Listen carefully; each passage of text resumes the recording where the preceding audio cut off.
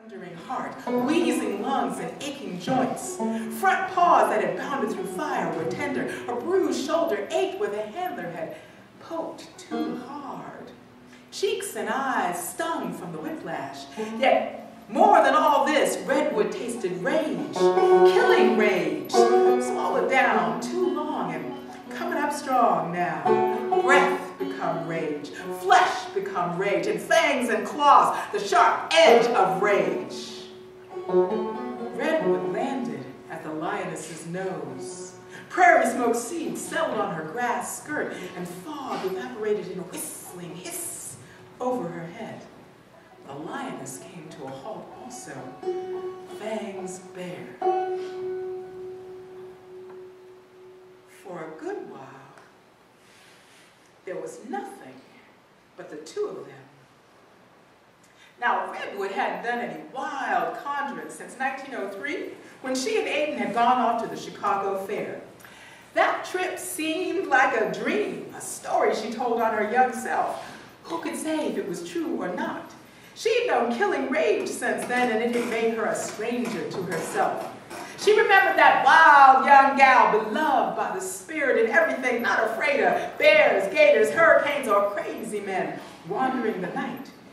She just couldn't find her. The lioness snarled. A tall figure in a black hat watched from the shadow of an old oak tree. If Redwood had lost her hoodoo power too, if this conjure trick called the Boneyard Baron to her, and she died this day, at least Nikolai would get a record of her true spirit on film, and who would be able to deny that? The lioness circled Redwood, crouching till her belly brushed the ground. She drew her lips over jagged fangs. The crowd roared and startled them both. Behind the lioness, a brave African savage dragged the blubbering handler toward a distant circle of folks who looked ready to run, but, eager to see the show come to any gruesome end. The lioness's chest rumbled. Ooh, she's purring! Nikolai reeled in the images, his eyes ablaze, his thin frame shaking. Saeed stood next to him, waving and speaking beautiful words, yet their meaning escaped Redwood. Perhaps Saeed was so desperate he spoke Farsi. Behind Saeed, one of the animal wranglers waved a rifle. Where he'd been all this time. That's a growl, fool, the wrangler said. The Boneyard Baron tipped his hat. Oh, she's all yours, Nikolai urged Redwood on. Saeed gasped at him. Move out the way, gal, the wrangler gunman yelled. Redwood ignored him and tangoed with the snarling or purring lioness toward the cage. The sun dipped low, setting wisps of clouds on fire. Pain was out another day's wages. No more filming today. Redwood had danced the lioness almost back to the cage. Their motions blurred into one another, and Redwood felt heartache for a time before this time.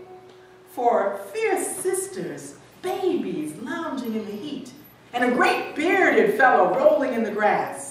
Redwood peered with lonely lion eyes through the bars at a barren landscape of circus tents and train boxcars.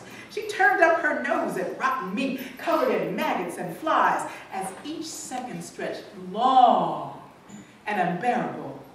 Fire singed her whiskers, and she gulped a breath of smoke, coughed, and growled. The lioness batted a sore paw at Redwood, bringing her back to the smelly cage. I can't, damn it! Sequoia's in the way! Someone shouted.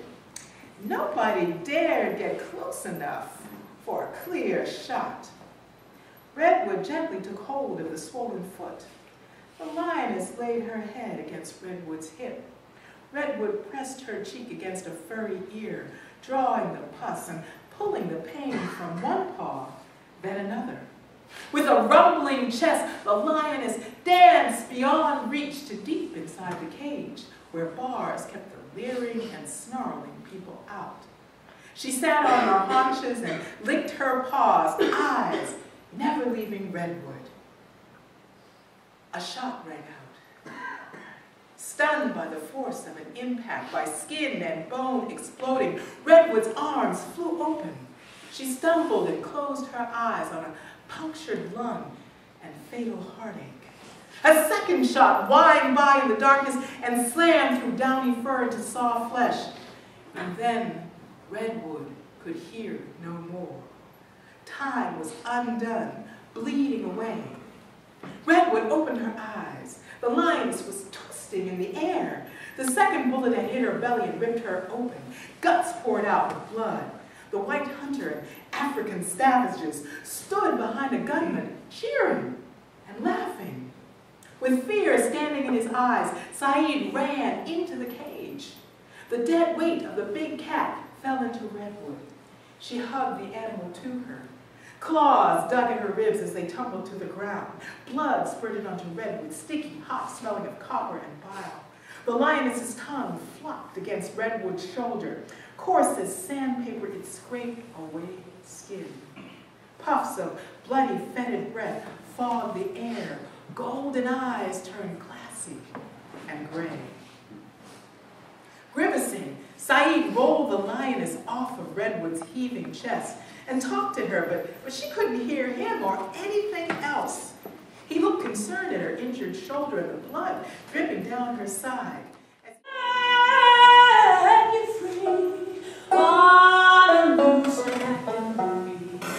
Let it be a slave, in the shackles you just don't see.